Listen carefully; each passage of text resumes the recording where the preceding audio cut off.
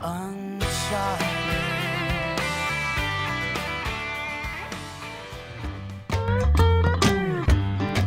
So far, Alabama has served up quite a bit, from some shopping at the Unclaimed Baggage Center to an expedition into the underground.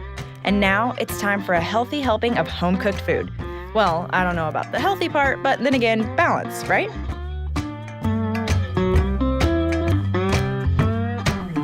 It was originally founded by Mr. W.H. Payne in 1869. From 1869 till 1991, it was a pharmacy. 1991, it closed down briefly and then reopened up as just exclusively a restaurant. Everything about this place is very, very old. We could have chosen, multiple ways to decorate this place. We have a 150-year span to choose. Yeah. But we figured the 1950s was the most accurate representation of what we wanted to put in this place. Okay, it gives it a cool vibe in here. How long have you been here, though? I have been here since 2013, so 5 years last May.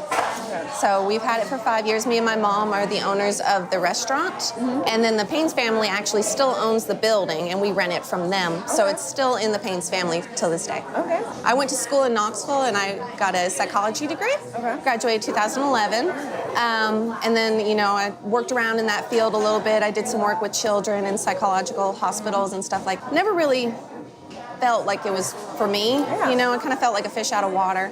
So then I moved home and started working with my mom here, and I love it. Yeah. Just being able to interact with people and see them and make them happy and have people tell me that this is the best thing they've ever eaten and stuff like that, and that they've driven from God even knows where to get here. It makes me really happy. Do you get people from out of the United States? Tons of people. I mean, I really want to get a map so I can keep track because I've lost track of where they're. I've had several people from Mexico, France. Get a lot of French people because there's a factory that hires from France and they come into town for that. Okay. One of our customers actually brought in her relatives from Ireland one day. Really? Yeah, it was a whole family of Irish people. I could barely understand it. Even though they were speaking English, I'm like, okay.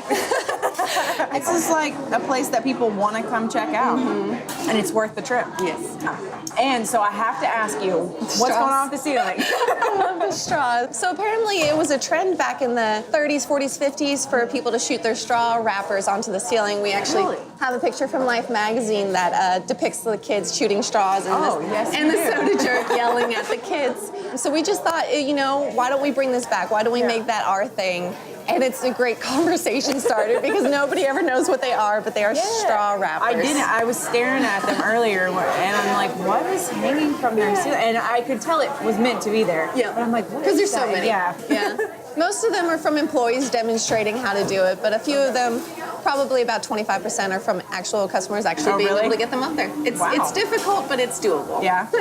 I didn't know if that's a thing. You have like kids still coming in and trying to get them up there. They do. Serving at an institution like Payne's Sandwich Shop means a lot more than red slaw and ice cream scoops. It means opening your family to others. It means delivering deals that are not only hard to beat, but allow folks to take a break and come together. For the crew and I, it meant a much-deserved meal after a hard-won walk through wild terrain, and smiles over simple pleasures that sunk in far beyond our bellies.